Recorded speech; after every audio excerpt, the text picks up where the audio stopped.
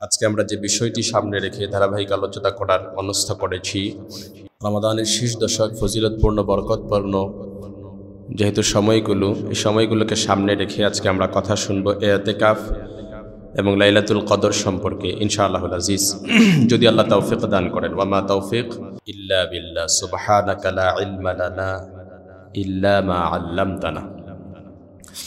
লাইলাতুল কদরের এত ফজিলত, এত গুরুত্ব এবং এত মর্যাদা, কোরআনুল কারীমে লাইলাতুল কদর সম্পর্কে আল্লাহ তাআলা স্বতন্ত্র একটা পূর্ণ সূরা নাজিল করেছেন। সুবহানাল্লাহ বলবেন না? এবং যেই সূরার নামও দেওয়া হয়েছে কি সূরাতুল কদর। এই যে সূরাতুল কদর, এই কদর শব্দের অর্থ কি? ভাগ্য, তাকদীর। সূরাতুল কদর মানে কি? তাকদীরের সূরা, ভাগ্যের সূরা। লাইলাতুল কদর অর্থ হচ্ছে কি? তাকদীরের রাত, ভাগ্যের রাত, অর্থাৎ কি ভাগ্য রজনী। অনেক বর্ণনা, নবীজি সাল্লাল্লাহু আলাইহি সাল্লামের হাদিস, আগামী এক বছর লাইলাতুল কদর, আগামী লাইলাতুল কদর পর্যন্ত আপনার ভাগ্যে কি হবে, কি নির্ধারণ করা আছে, এগুলো তো বিখামসিন আলফা সানা, 50,000 বছর আগেই, সৃষ্টির 50,000 বছর আগে আল্লাহ তাআলা এগুলো কি করে রেখেছেন? লিপিবদ্ধ করে রেখেছেন। কিন্তু আগামী এক বছর লাইলাতুল কদরে আপনার ভাগ্যে কি আছে, আপনার ভালো মন্দ, কল্যাণ অকল্যাণ সব কিছু, আপনার উন্নতি অবনতি সব কিছু আল্লাহ তাআলা নির্দিষ্ট ফেরেশতাদের, যেই ফেরেশতা যেই দায়িত্বে আছেন, যেই ফেরেশতা যেই প্রশাসকের দায়িত্বে আছেন কিংবা যেই মন্ত্রণালয়ের দায়িত্বে আছেন, ফেরেশতাদেরকে তার নিজেদের কর্ম অনুযায়ী সব কিছু বুঝিয়ে দেওয়া হয়। আগামী এক বছরের সব কিছু কী করা হয়? বুঝিয়ে দেওয়া হয়। এই জন্য লাইলাতুল কদরে এটাই নির্দিষ্ট করা হয়। ফেরেশতারা লাইলাতুল কদরের রাত্রিতে, কোরআনুল কারীমে আল্লাহ তাআলা বর্ণনা করেছেন, আল্লাহ তাআলা কোট করে লিপিবদ্ধ করে দিয়েছেন, ফেরেশতারা তানাজ্জালুল মালাইকাতু, ফেরেশতারা এই রাত্রিতে কি করে? আসমান থেকে জমিনে অবতরণ করেন এবং ওয়াররূহ এবং জিবরাইল আলাইহিস সালাম অবতরণ করেন। কি নিয়ে অবতরণ করেন? আল্লাহ তাআলা কোরআনে এটা বলে দিচ্ছেন, ফিহা বিইذনি রাব্বিহিম মিন কুল্লি আমাল, অর্থাৎ আল্লাহর পক্ষ থেকে যত আদেশ আছে, যত নিষেধ আছে, যত কর্ম পরিকল্পনা আছে, যত হুকুম আছে, এই সব কিছু জিবরাইল আলাইহিস সালাম ওয়ার রূহ দ্বারা জিবরাইল আলাইহিস সালামকে বোঝানো হয়েছে। অর্থাৎ জিবরাইল আলাইহিস সালাম এবং তিনি তার টিম নিয়ে, ফেরেশতাদেরকে নিয়ে আসমান থেকে জমিনে অবতরণ করেন এবং বিইذনি রাব্বিহিম মিন কুল্লি আমাল, রবের পক্ষ থেকে যত হুকুম আছে, যত আহকাম আছে, যত কর্ম পরিকল্পনা আছে, সব কিছু নিয়ে তারপর কি করেন? দুনিয়াতে অবতরণ করেন। কোরআনের বর্ণনা। এজন্য লাইলাতুল কদরের মর্যাদা এবং ফজিলত এটা একেবারে বলাই বাহুল্য। এত এত ফজিলত হাদিসের বর্ণনা এসেছে এবং কোরআনুল কারীমে আল্লাহ তাআলা লিপিবদ্ধ করেছেন।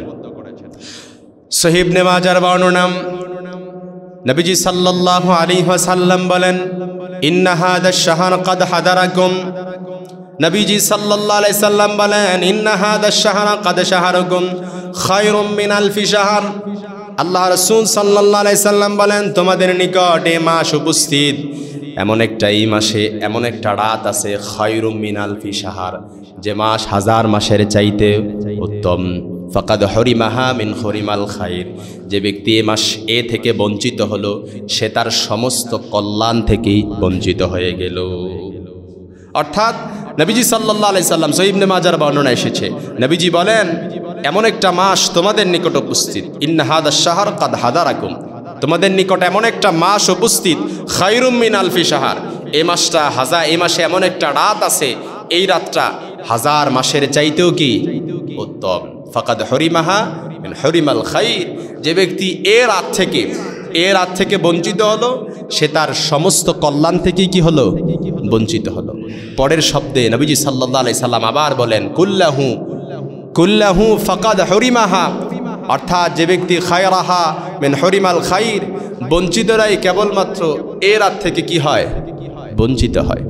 এ বরকতপূর্ণ, মোবারকপূর্ণ, ফজিলতপূর্ণ রাতটি আমরা হয়তো অনেকেই জানি, আমরা ধরে নিয়েছি যে 27-এর রাত্রিতে, 27-এর কি রাত্রিতে, অর্থাৎ 26 তারিখ রোজা রাখার পর, ইফতারি করার পর যে 27-এর রজনী, এই 27-এর রাত্রিতে আলহামদুলিল্লাহ আল্লাহর মেহেরবানিতে আমরা প্রত্যেক বছর আমরা কি করি?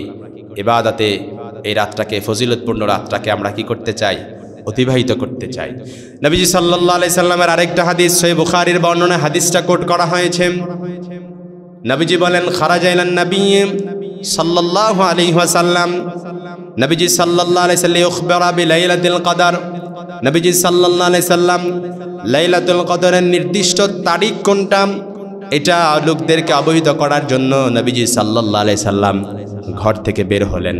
ফাতালাহা রাজুলান মিনাল মুসলিমিন, রাস্তায় দেখলেন দুজন লোক ঝগড়ায় লিপ্ত হলো, দুজন মুসলমান ভাই।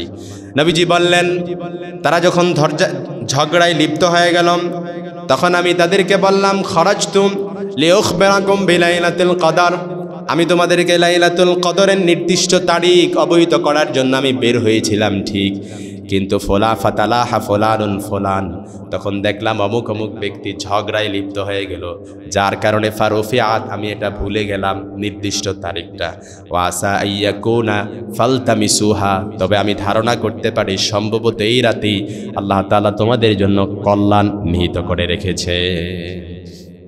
তারপর নবীজি বলেন, সহিহ বুখারীতে এই হাদিসটা এসেছে, তারপর নবীজি বলেন, ফালতামিসুহা ফিত তাসিআতি, সুতরাং তোমরা নবম তারিখ, শেষ দশকের নবম তারিখ এটা তালাশ করো, ওয়াসাবিআতি, সপ্তম তারিখ তালাশ করো, ওয়াল খামিসাতি, কিংবা পঞ্চম তারিখ তালাশ করো। বুখারীর বর্ণনায় এই হাদিসটিতে নবীজি 3টি দিনের কথা বলেছেন।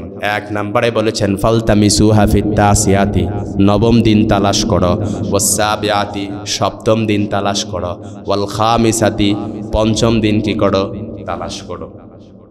অপর এক বর্ণনায় আম্মা জান আয়েশা সিদ্দিকা রাদিয়াল্লাহু তাআলা আনহার বর্ণনা, আনা আয়েশা সিদ্দিকা রাদিয়াল্লাহু তাআলা আনহা قالت سمعت رسول الله صلى الله عليه وسلم في العشر الأواخر من رمضان, নবীজি সাল্লাল্লাহু আলাইহি সাল্লাম বলেছেন, তাহাররাউ লাইলাতুল কদরি ফিল আশরিল আওয়াখির মিন রমাদান, কেউ যদি লাইলাতুল কদর তালাশ করতে চায় তবে সেজন্য লাইলাতুল কদর তালাশের জন্য রমাদানের শেষ দশকের প্রত্যেক রাত্রিগুলোতেই লাইলাতুল কদর তালাশ করে। অপর এক বর্ণনায় একই রাবি আম্মা জান আয়েশা সিদ্দিকা রাদিয়াল্লাহু তাআলা আনহা থেকে বর্ণিত, আনা আয়েশা সিদ্দিকা রাদিয়াল্লাহু তাআলা আনহা قالت ان رسول الله صلى الله عليه وسلم قال تحروا ليلة القدر في الوتر من العشر الأواخر من رمضان। অপর বর্ণনায় সহিহ মুসলিম সহিহ বুখারীতে হাদিসটি এসেছে। আম্মা জান আয়েশা সিদ্দিকা রাদিয়াল্লাহু তাআলা আনহার বর্ণনা, তিনি বলেন, নবীজি সাল্লাল্লাহু আলাইহি সাল্লাম বলেছেন, কেউ যদি লাইলাতুল কদর তালাশ করতে চায় তবে সেজন্য রমাদানের শেষ দশকের বিজোড় রাত্রিগুলোতে লাইলাতুল কদর তালাশ করে। সুবহানাল্লাহ পড়বেন না? আবার এক বর্ণনায় নবীজি সাল্লাল্লাহু আলাইহি সাল্লামের আরেকটা হাদিস, নবীজি সাল্লাল্লাহু আলাইহি সাল্লাম আম্মা জান আবু হুরায়রা রাদিয়াল্লাহু তাআলা আনহু থেকে বর্ণিত হাদিস, তিনি বলেন, নবীজি সাল্লাল্লাহু আলাইহি সাল্লাম যখনই শেষ দশক চলে আসতো এত বেশি বেশি করে রাত্রি জাগরণ করতেন। নবীজি সাল্লাল্লাহু আলাইহি সাল্লাম কোমরে এমনভাবে লুঙ্গিটা বাঁধতেন, কষে বাঁধতেন, যাতে করে রাত্রি জাগরণ করতেন এবং তিনি তার পরিবারের লোকদেরকেও জাগিয়ে দিতেন। রাবির বর্ণনা, আম্মা জান আয়েশা সিদ্দিকা রাদিয়াল্লাহু তাআলা আনহার বর্ণনায় হাদিস, আবু হুরায়রা নয়। আম্মা জান আয়েশা সিদ্দিকা রাদিয়াল্লাহু তাআলা আনহা বলেছেন, যখন লাইলাতুল কদরের শেষ রমাদানের শেষ দশক চলে আসতো নবীজি সাল্লাল্লাহু আলাইহি সাল্লাম এমনভাবে ইবাদতে মগ্ন হয়ে যেতেন, ইবাদতে মশগুল থাকতেন। নবীজি সাল্লাল্লাহু আলাইহি সাল্লাম তার লুঙ্গিটা কোমরে কি করতেন, কষে বাঁধতেন, শক্ত করে বাঁধতেন এবং রাত্রি জাগরণ করতেন, ইবাদতে সময় কাটাতেন। শুধু তিনি একা না, পরিবারের লোকদেরকেও কি করতেন, জাগিয়ে দিতেন। এত এত ফজিলতপূর্ণ, মোবারকপূর্ণ, বরকতপূর্ণ রাত্রির আমরা সবেমাত্র গুরুত্ব শুনলাম, এর ফজিলত শুনলাম। এই ফজিলত সম্পর্কে নবীজি সাল্লাল্লাহু আলাইহি সাল্লামের মাধ্যমে আল্লাহ তাআলা কোরআনেও জানিয়ে দিয়েছেন, স্বতন্ত্র একটা সূরা নাজিল করেছেন, যে সূরার আয়াত সংখ্যা হচ্ছে 5 এবং সূরার ক্রমিক নাম্বার হচ্ছে 97 নাম্বার। এই সূরাটার নাম সূরাতুল কদর। আল্লাহ তাআলা এই সূরার মধ্যে বলেছেন, ইন্না আনজালনাহু ফি লাইলাতিল কদর, নিশ্চয় আমি একে নাজিল করেছি পবিত্রতম রাত্রি, বরকতপূর্ণ রাত্রি লাইলাতুল কদরের রাত্রিতে। এই যে আল্লাহ তাআলা এখানে বলেছেন, ইন্না আনজালনাহু, আমি তাকে নাজিল করেছি, একে নাজিল করেছি ফি লাইলাতিল কদর, কদরের রাত্রিতে। এই যে আনজালনাহু, এই হায়ের মার্জা কোন দিকে গেছে? যারা আরবি গ্রামার বুঝেন তারা হয়তো বুঝবেন। হায়ের মার্জা হচ্ছে আয়াল কোরআনাল কারীম। ইন্না আনজালনাহুল, নিশ্চয়ই আমি একে নাজিল করেছি। এই যে আনজালনাহু, এই না এর পরে হুটা দিয়েছেন আল্লাহ তাআলা মাফুল হিসেবে। এই যে হু এর মাত্রাটা এটা কোন দিকে চলে গেছে? আল কোরআন আল কারীম। নিশ্চয়ই আমি কোরআনকে নাজিল করেছি ফি লাইলাতিল কদর, কদরের রাত্রিতে। এই কদরের রাত্রিতে আল্লাহ তাআলা কোরআন নাজিল করেছে। এর পরের আয়াত আল্লাহ তাআলা বলছেন ওয়ামা আদরাকা মা লাইলাতুল কদর। রাসূল আপনি কি জানেন যে লাইলাতুল কদর কি? এই লাইলাতুল কদর সম্পর্কে আপনার কোনো ধারণা আছে নাকি? পরবর্তীতে আল্লাহ তাআলা আবার জানায়া দিচ্ছেন লাইলাতুল কদরি খায়রুম মিন আলফি শাহর। এই লাইলাতুল কদরটা হচ্ছে 1000 মাসের চাইতেও। তো সুবহানাল্লাহ পড়বেন না? লাইলাতুল কদর আল্লাহ তাআলা মর্যাদাপূর্ণ করেছেন, ফজিলতপূর্ণ করেছেন। আনজালনাহু, শুধুমাত্র কোরআন নাজিলের কারণে। কিসের কারণে? জোরে আওয়াজ করে বলেন কিসের কারণে? কদরের রাত্রি মর্যাদাপূর্ণ ফজিলতপূর্ণ হয়েছে কিসের কারণে? কোরআন নাজিল হওয়ার কারণে। নাকি কদরের রাত্রির আর কোনো ফজিলত আছে? অন্য কোনো সিগনিফিকেন্স, গুরুত্ব আছে নাকি? কদরের রাত্রির মর্যাদা এবং ফজিলত আল্লাহ তাআলা নিজেই লিপিবদ্ধ করেছেন। ইন্না আনজালনাহু ফি লাইলাতিল কদর, আমি কদরের রাত্রিতে কোরআন নাজিল করেছি।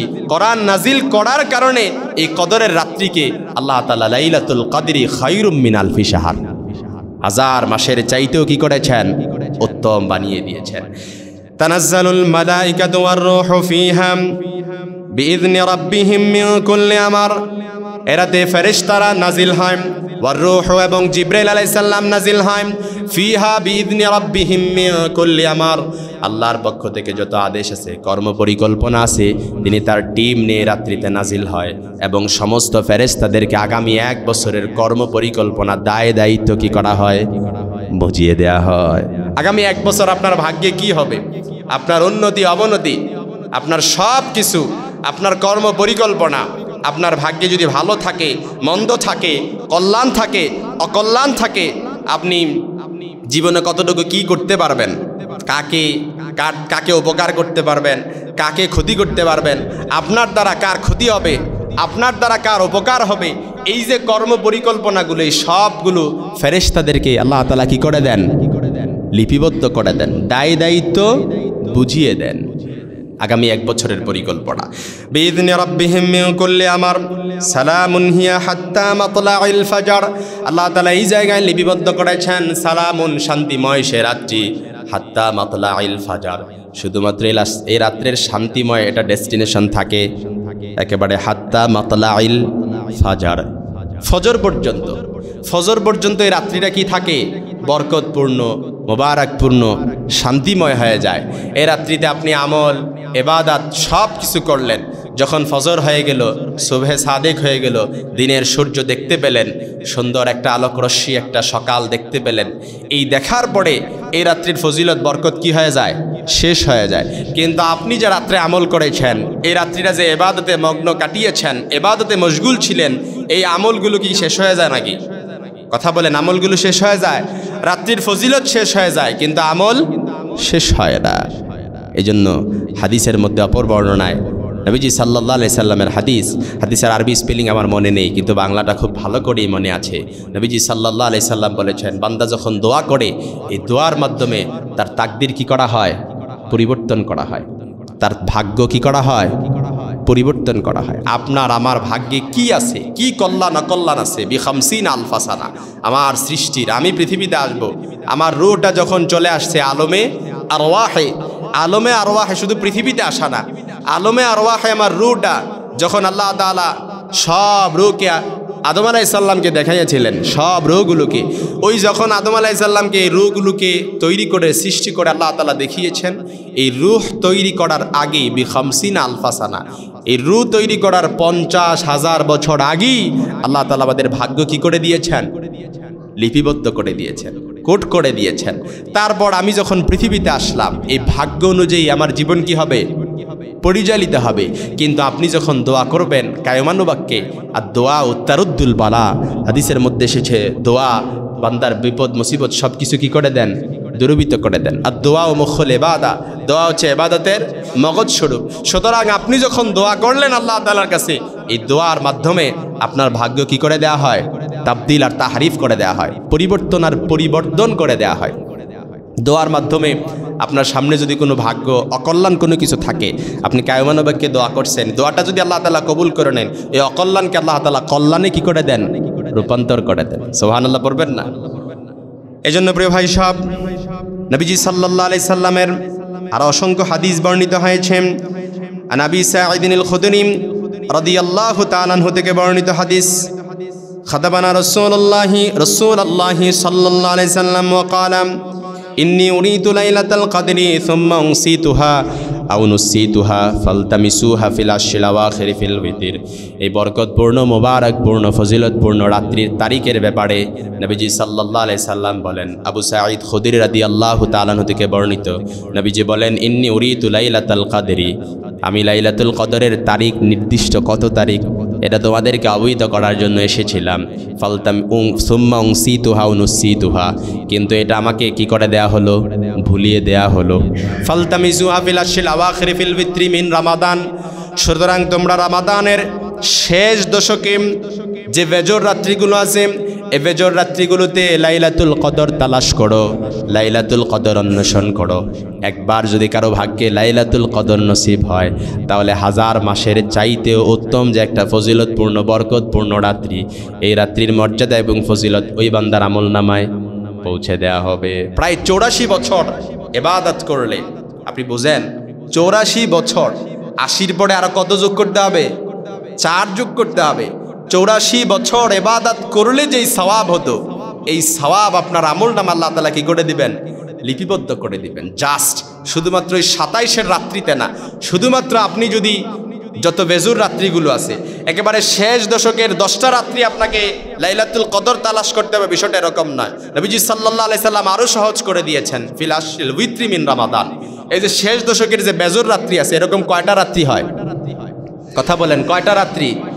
5টা রাত্রি। আপনি দেখেন, আপনি একটু হিসাবটা মিলিয়ে নেন, অঙ্কটা একটু কষে নেন। 5টা রাত্রিতে আপনি সর্বোচ্চ আপনি যদি 8টা থেকে ফজর পর্যন্ত ধরেন, ফজর পর্যন্ত ধরেন, আপনি বুঝেন এই ফজর পর্যন্ত আপনাকে কিন্তু ইবাদত করতে হবে না। কি করতে হবে না? ইবাদত করতে হবে না। ফজর পর্যন্ত যদি আপনি রাত্রি জাগরণ করেন, তাইলে এই রাত্রির ফজিলত। সুবহানাল্লাহ পড়বেন না? ইবাদত যেটা করবেন এটা হচ্ছে এক্সট্রা কিছু আমলনামা, আপনার আমলনামায় কি হবে? যোগ হবে। কিন্তু এই রাত্রিটা আপনি যদি এশা থেকে শুরু করে, কিংবা যখন রাত্রি সন্ধ্যা, যখন কি হয়ে যায়, সূর্য অস্ত চলে যায়, অর্থাৎ চাঁদ যখন উদিত হয়ে যায়, তখন থেকে শুরু করে হাত্তা মাতলাইল ফজর পর্যন্ত, এই ফজর পর্যন্ত যদি আপনি রাত্রি জাগরণ করেন, তাহলে রাত্রি জাগরণ করলেই আল্লাহ তাআলা কি করে দিবেন? লাইলাতুল কদরের ফজিলত এবং বরকত আপনার ভাগ্যে নসিব করবেন। এখন আপনি দেখেন, আপনি যদি 8টা থেকে ধরে, আপনি ফজর হয় এখন কয়টায়? 5টা। এই 8টা থেকে ধরে আপনি যদি 5টা পর্যন্ত ধরেন, তাহলে মাঝখানে কয় ঘন্টা হইল? কয় ঘন্টা? 7 ঘন্টা নাকি 8 ঘন্টা? আচ্ছা 8 ঘন্টা ধরেন, তাহলে 8 ঘন্টা যদি ধরেন, তাহলে 5 রাত্রিতে 5টা কত? মাশাআল্লাহ, আপনারা গুণের নামে তাও পারেন। তাহলে 5টা কত? 40। তাহলে এই 40 ঘন্টা যদি আপনি শুধুমাত্র ইবাদত না, আপনি যদি শুধুমাত্র রাত্রি জাগরণ করতে পারেন, তাহলে এই 40 ঘন্টার মধ্যে কোনো না কোনো একটা সময় লাইলাতুল কদর কি আছে? অবশ্যই আছে। আর 40 ঘন্টার আপনি যদি রাত্রি জাগরণ করতে পারেন, আর কোনো ক্রমে আল্লাহ তাআলা এই ফজিলতপূর্ণ বরকতপূর্ণ রাত্রিটা যদি আপনার ভাগ্যে নসিব করান, তাহলে কি হয়ে গেল? 84 বছর ইবাদত করলে যে সওয়াব হতো, এই সওয়াব আপনার আমলনামায় কি করে দিবেন? পৌঁছে দিবেন। সুবহানাল্লাহ পড়বেন না? এখন রাত্রি জাগরণ আপনি কিভাবে করবেন? মোবাইল ফোন ইউজ করে, কিংবা আপনার বাসায় পরিবারের সাথে সময় কাটিয়ে এইভাবে না। আপনি যখন একটা নিবিড়, একটা একেবারে পরিচর্যা, এমন একটা রুম যেখানে আপনি ইবাদত করলে পড়ে, আপনি বসলে পড়ে, রাত্রি জাগরণ করলে পড়ে, আপনার কানেকশনটা স্বয়ং আল্লাহ তাআলার সাথে হবে। কার সাথে হবে? কানেকশনটা কার সাথে হবে? আল্লাহ তাআলার সাথে হবে। এমন একটা সময় এবং এমন একটা জায়গা আপনাকে কি করতে হবে? সিলেক্ট করতে হবে, যেই জায়গায় বসলে পড়ে, যেই জায়গায় ওই যে বলে না যে মোরাকাবা করলে পড়ে, আপনার কানেকশনটা কার সাথে হবে? আল্লাহর সাথে হবে। আপনি স্বয়ং আল্লাহ তাআলার সাথে কানেক্টিভিটি বেড়ে যাবে। আর তখন যদি আল্লাহর সাথে কানেক্টিভিটি যদি বেড়ে যায়, আর তখন যদি আপনি বলেন যে আল্লাহ আমাকে মাফ করে দেন। এখন আপনি বলেন তো, বান্দার সাথে যখন আল্লাহ তাআলার কানেক্টিভিটি, আল্লাহ তাআলার সাথে বান্দার যখন বেড়ে যাবে, আর বান্দা যখন কায়মানুবাক্যে আল্লাহ তাআলার কাছে দোয়া করবে আল্লাহ মাফ করে দেন, আচ্ছা বলেন কে আছে যে এরকম যে আল্লাহ তাআলা তাকে মাফ করবে না? সুবহানাল্লাহ পড়বেন না? এটা কার কথা? স্বয়ং আল্লাহর কথা। এই জন্য এই বরকতপূর্ণ মোবারকপূর্ণ শেষ দশক আজকে থেকে কিন্তু কি হয়ে যাবে? শুরু হয়ে যাবে। আজকে থেকেই শুরু হয়ে যাবে। ঠিক আজকে থেকে একেবারে 5 রজনী যে আছে, এই 5 রজনী আমরা যদি ইবাদত নাও করতে পারি, ইবাদত করলে, নামাজ পড়লেন আমাদের ক্লান্তি চলে আসে, উঠবস করলেন আমরা ক্লান্তি চলে আসে। এই জন্য আমরা 8 রাকাতের জায়গা কোনো রকম 4 রাকাত পড়ে বিদায় হলেই হলো, কোনো রকম কিয়ামুল লাইল আদায় হলেই কি হয়ে গেল হলো। কিংবা এই তারাবির সালাত না করলেও তো রোজাটা হয়ে যাবে। কি দরকার আছে কিয়ামুল লাইল? করলে সওয়াব, না করলে তো তেমন কোনো বাধা নিষেধ নেই। এই জন্য আমাদের করতেও হবে না। এই সুন্নতে মুআক্কাদাটাও আমরা এমন অনেকে এরকম আসি কি করে দেই, আমরা ছেড়ে দেই। এই জন্য তাদের জন্য নসিহা হচ্ছে, একজন মুমিন বান্দা সারা বছর 11টি মাস পর এই যে রমজানের মাসটি, বরকতপূর্ণ মাসটি আসলো, নবীজি সাল্লাল্লাহু আলাইহি সাল্লাম, আম্মা জান আয়েশা সিদ্দিকা রাদিয়াল্লাহু তাআলা আনহার বর্ণনা, নবীজি সাল্লাল্লাহু আলাইহি সাল্লাম যখন থেকে ইতিকাফ শুরু করেছেন তখন থেকে মৃত্যুর আগ পর্যন্ত নবীজি সাল্লাল্লাহু আলাইহি সাল্লাম আর কখনো ইতিকাফ মিস করেন নাই। এখন এই ইতিকাফের কথাটা কেন বললাম? একজন বান্দা যখন ইতিকাফ করবে, সে যখন 20 রোজা শেষ হয়ে যাবে, 21 রজনী যখন শুরু হয়ে যাবে, রজনীর শুরু থেকে একেবারে ঈদের চাঁদ ওঠার আগ পর্যন্ত বান্দা যখন মসজিদে অবস্থান করবে, ইবাদতে সময় কাটাবে। এখন আপনি দেখেন, আপনি যদি মসজিদে বসেন, আপনি মসজিদে বসলেই কি আপনার ইতিকাফটা, অর্থাৎ আপনি মসজিদে ইতিকাফ করলেই কি আপনার ভাগ্যে লাইলাতুল কদর পেয়ে যাবেন? আপনি কথা বলেন। মসজিদে যখন আপনি বসবেন, বসার পরে ভালো করে বুঝে নেন, মসজিদে যখন আপনি বসবেন, বসলে পরেই আপনার ভাগ্যে কি ইতিকাফ চলে আসবে? কোরআনের কোথাও কিংবা হাদিসের কোথাও আপনারা কি বলতে পারবেন যে মসজিদে বসলে পরে তার কপালে আল্লাহ তাআলা লাইলাতুল কদর নসিব করবেন? এরকম কোনো কথা আছে? হ্যাঁ, আমি তো বলতেছি। তবে লাইলাতুল কদরের জন্য আপনি যখন মসজিদে বসলেন, মসজিদে বসেন আর যেখানেই থাকেন, নবীজি সাল্লাল্লাহু আলাইহি সাল্লামের হাদিসের শর্ত এবং কোরআন আল কারীমে শর্ত হচ্ছে কি, আপনাকে কি করতে হবে? রাত্রি জাগরণ করতে হবে। এখন কোনো বান্দা, আমি আপনাদের এই জায়গার কথা আমি বলছি না, দেখুন কোনো বান্দা যদি মসজিদে বসে তার ব্যবসার যত কর্ম পরিকল্পনা আছে, ব্যবসার যত হিসেব আছে, ও বাহিরে যেরকম সে ব্যস্ত থাকতো, মসজিদে এসে এরকম কি ইতিকাফ বসতে ঠিক, কিন্তু মসজিদে এসেও কি এরকম ব্যস্ত। তারপর বাসায় যেমনিভাবে সে রেস্ট করত, যেগুলো করতো, হয়তো বাসায় রেস্ট ভালো করে করতে পারতো না, ফ্যামিলির যত কিছু আনুষাঙ্গিক একটু আভ্যন্তরীণ প্যারাটা আছে, ওই মসজিদে এসে বসছে, যাক আভ্যন্তরীণ প্যারা সব কিছু কি বা দুনিয়াবে কোনো প্যারা নাই। এই জন্য আলহামদুলিল্লাহ দেদারসে ওই যে তারাবি শেষ হয়েছে, একেবারে সেহরি পর্যন্ত দেদারসে ঘুমাইছে, আবার সেহরির টাইম হয়েছে, কোনো রকম খেয়ে দে ফজর পড়ে আবার কি ঘুম।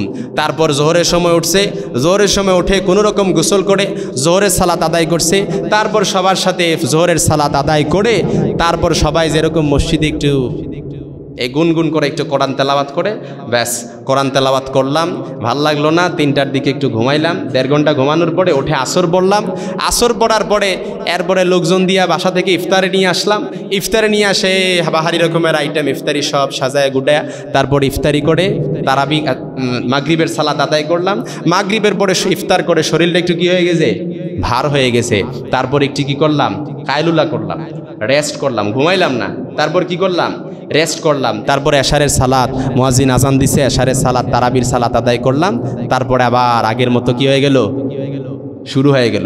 বুঝছেন আমাদের রুটিনটা? বুঝছেন? আমি আপনাদের মসজিদের কথা কিন্তু বলি নাই, কিন্তু ইতিকাফবাসীদের রুটিনটা আপনি বুঝছেন তো?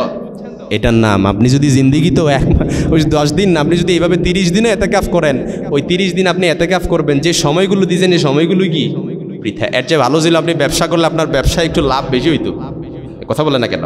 আপনি জমিতে ফসল ফললে একটু ফসলটা কি হইতো, একটু ভালো হইতো, ঠিক কিনা বলেন? নবীজি সাল্লাল্লাহু আলাইহি সাল্লামের ইতিকাফ এমন ছিল না। নবীজি সাল্লাল্লাহু আলাইহি সাল্লাম ইতিকাফ করেছেন, দুনিয়াবি যত কর্ম পরিকল্পনা ছিল, সাংসারিক যত ঝামেলা ছিল, কোনো কিছুই নবীজি সাল্লাল্লাহু আলাইহি সাল্লামকে পেত না। আপনি দেখেন নবীজি সাল্লাল্লাহু আলাইহি সাল্লাম ছিলেন একজন রাষ্ট্রনায়ক। রাষ্ট্রনায়ক হওয়ার পরও রাষ্ট্রের সকল চিন্তা, কর্ম পরিকল্পনা, দায় দায়িত্ব এক একজনকে এক এক দায়িত্ব দিয়ে নবীজি সাল্লাল্লাহু আলাইহি সাল্লাম ইতিকাফ করেছেন। কোনো রকম দুনিয়াবি পরিকল্পনা, কোনো রকম কোনো কিছুই কি ছিল না, তাকে কোনো কিছুই পেত না। এই জন্য নবীজি সাল্লাল্লাহু আলাইহি সাল্লাম শেষ দশক কিভাবে কাটিয়েছেন? নবীজি সাল্লাল্লাহু আলাইহি সাল্লাম শেষ দশক এমনভাবে কাটিয়েছেন, আম্মা জান আয়েশা সিদ্দিকা রাদিয়াল্লাহু তাআলা আনহার হাদিস বর্ণনা করেছি। নবীজি সাল্লাল্লাহু আলাইহি সাল্লাম কি করতেন? মেজারুহু, হাদিসের বর্ণনা এসেছে তার লুঙ্গিটাকে কোমরে কি করতেন? কষে বাঁধতেন, বেঁধে তারপর কি করতেন? ইবাদতে মশগুল হয়ে যেতেন, নফল সালাত আদায় করতেন, তারপরে পরিবারের লোকদেরকেও কি করতেন? জাগিয়ে দিতেন। অপর এক বর্ণনায় নবীজি সাল্লাল্লাহু আলাইহি সাল্লাম অপর এক বর্ণনা এসেছে নবীজি সাল্লাল্লাহু আলাইহি সাল্লাম এই রাত্রিতে এত বেশি করে কোরআন তেলাওয়াত করতেন, এত নফল সালাত আদায় করতেন, বিশেষ করে যখন সিজদাতে যেতেন। আপনি যখন রুকুতে যাবেন, রুকুতে যাওয়ার পর আপনি সুবহান রাব্বিয়াল আজিম বলবেন, আল্লাহর বরত্ব ঘোষণা করবেন। এটা ছাড়া আপনি কোনো কিছু কি করতে পারবেন না, বলতে পারবেন না। কিন্তু যখন আপনি সিজদাতে যাবেন, এই সিজদাতে গিয়ে আল্লাহর বরত্ব নয়, সিজদাতে গিয়ে আপনি নিজের জন্য কি করবেন? দোয়া করবেন। এটা আমরা অনেকেই জানি না। রুকুতে অন্য কোনো দোয়া পড়া যায় না। রুকুতে শুধুমাত্র কার বরত্ব ঘোষণা করবেন? আল্লাহর বরত্ব ঘোষণা করবেন, প্রশংসা আদায় করবেন। তারপরে যখন সিজদাতে যাবেন, ওই সিজদাতে গিয়ে আপনি আপনার নিজের জন্য দোয়া করবেন। এটা নফল হোক আর ফরজ হোক, সুন্নত হোক, যেই সালাতে হোক না কেন, আপনি আপনার নিজের জন্য কি করবেন? দোয়া করবেন। এবার লাইলাতুল কদর ফজিলতপূর্ণ বরকতপূর্ণ এই রাত্রিটা পেয়ে যখন কোনো বান্দা সিজদায় গিয়ে তার নিজের জন্য দোয়া করবে, আর আল্লাহ তাআলা লাইলাতুল কদরের রাত্রিতে কেউ কি বলতে পারবেন যে ওই বান্দার দোয়াটা যদি ভালো করে হয়, বান্দা যদি ইত্তেবার সাথে ইয়াকিন রেখে দোয়া করে, তার দোয়াটা কোনো সময় কবুল করবে না? আপনি বলতে পারবেন? বিশেষ করে আমি নিজের জলযন্ত্র প্রমাণ। আপনি যখন কোনো দোয়া করবেন, আপনি যদি দোয়াটা করার ক্ষেত্রে আপনার মনের ভেতরে যদি এই ইয়াকিন থাকে যে আমি যে দোয়াটা করতেছি, এই দোয়াটা কি হবে? অবশ্যই কবুল হবে। আমার জীবনের এরকম বহু ঘটনা আছে। আমি যখন দোয়া করেছি, আমার মনের ভেতরে এমন ইয়াকিন রেখেছি, আমি দোয়াটা করার আগেই আমার কেন যেন মনে হয়ে গেছে যে দোয়াটা কি হয়ে গেছে? কবুল হয়ে গেছে। দোয়াটা কবুল হওয়ার পরে কি কি হবে, এই বিষয়গুলো আমার মেমোরিতে কি চলে আসছে, অথচ আমি এখনো কি করি নাই? দোয়াও করি নাই। এজন্য কোনো বান্দা যখন দোয়া করবে, সে ধরে নিবে যে আমি যত গুনাহগার হই না কেন, আমার দোয়াটা আল্লাহ তাআলা কি করবেন? অবশ্যই কবুল করবেন। এই ইয়াকিন যদি আপনার মনের ভেতরে থাকে, হাদিসের বর্ণনায় নবীজি সাল্লাল্লাহু আলাইহি সাল্লাম বলেছেন, আল্লাহ তাআলা তার দোয়াটা কি করে নেবেন? কবুল করে নেবেন। আর আপনি যদি দোয়া করার আগে আপনি যদি চিন্তা করেন, দুই হাত ওঠানোর আগেই আপনি যদি চিন্তা করেন আমি দোয়া করছি, আমার দোয়াটা কি কবুল হবে?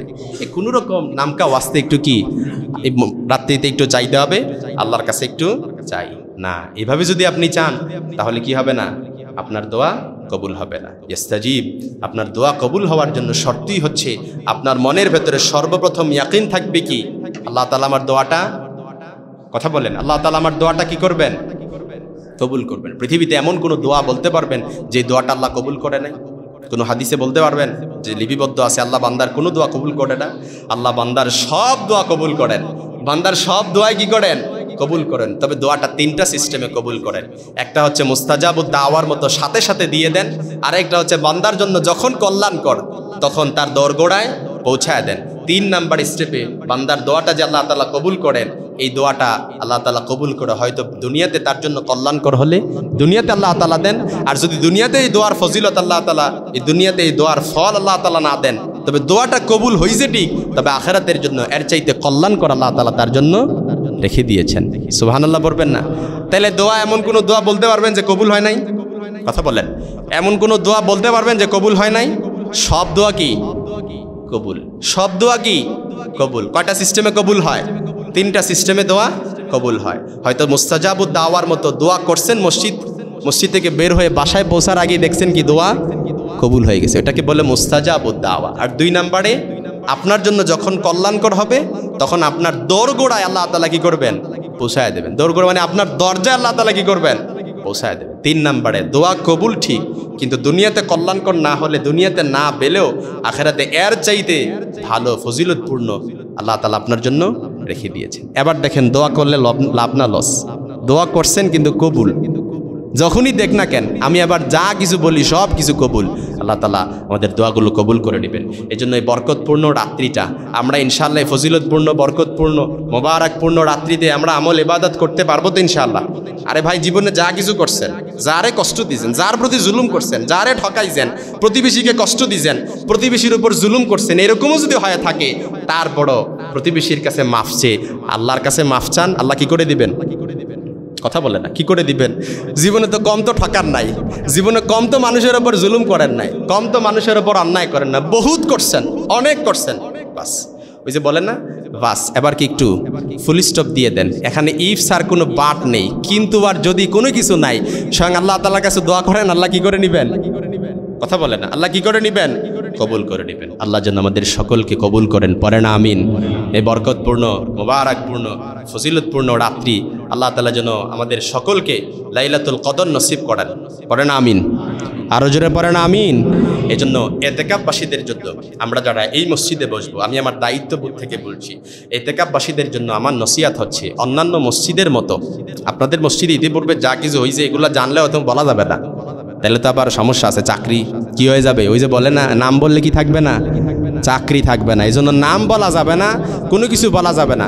মসজিদে ইতিপূর্বে যা কিছু হয়েছে কি হয়েছে, এটা নামের নামে বললাম, যে নাম বললে কি থাকবে না, এটা শুধুমাত্র কথার কথা বললাম, এটা অন্য কিছু আপনারা নেবেন না। তো এই জন্য যারা এতেকাফ আপনারা এই বছর বসবেন, আপনাদের জন্য আমার নসিহা হচ্ছে, অন্তত পক্ষে আমরা যেন আমাদের রুটিনটা, আমরা পরিকল্পনা কি করে নেই, সুন্দর করে নেই। আমরা কি করব?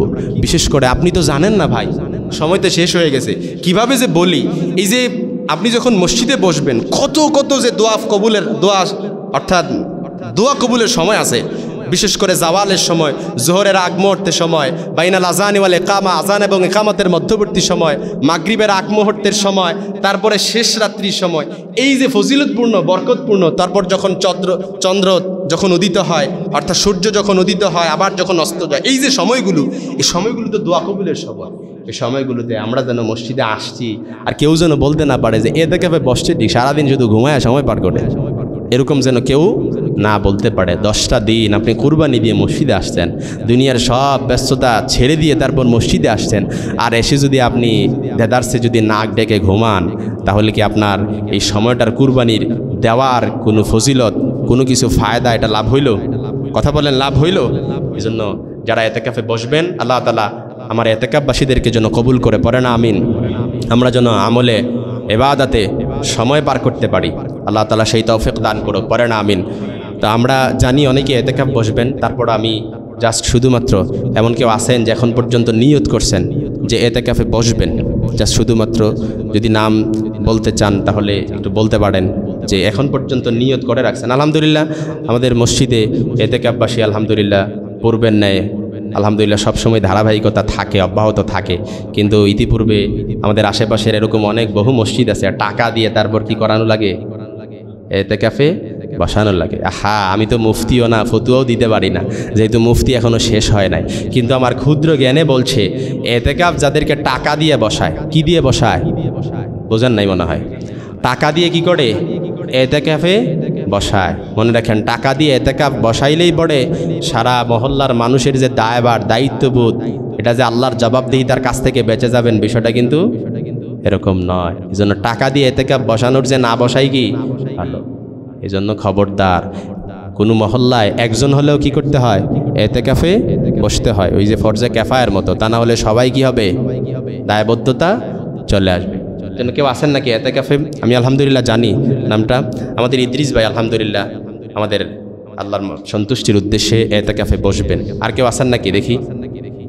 তারপর আমাদের হারুন ভাই আলহামদুলিল্লাহ প্রত্যেক বছরের ধারাবাহিকতায় এই বছরও বসবেন। আল্লাহর শুকরিয়া, 2 জন হয়েছে আলহামদুলিল্লাহ। ওপরেও হয়তো থাকতে পারে, নিচে আর কেউ আসেন নাকি যে নিয়ত করছেন আল্লাহর সন্তুষ্টির উদ্দেশ্যে এই ফজিলতপূর্ণ সময়গুলো মিস করবেন না, এই জন্য নিয়ত করছেন। জাস্ট শুধুমাত্র নামটা, 30 সেকেন্ড সময়, আমরা কেউ কথা না বলি, 30 সেকেন্ড সময় দেখি আর কেউ আসেন নাকি, বসবেন ইনশাল্লাহ। এই পর্যন্ত নিয়ত করছেন। জি আলহামদুলিল্লাহ। যাই হোক, আমাদের 2 জন অলরেডি কনফার্ম হয়েছে। তবে আলহামদুলিল্লাহ প্রত্যেক বছর আলহামদুলিল্লাহ অনেকজন লোকই বসেন। এই বছর ইনশাল্লাহ আশা রাখি এর ধারাবাহিকতা অব্যাহত থাকবে। আল্লাহ তাআলা আমাদের সকলকে কবুল করুক, পড়েন আমিন। আরো জোরে পড়েন আমিন। হাদা মা ইনদি ওয়াল ইলমু ইনদাল্লাহ আলাইহি তাওয়াক্কালতু ওয়া ইলাইহি উনীব। আসসালামু আলাইকুম ওয়া রাহমাতুল্লাহি তাআলা।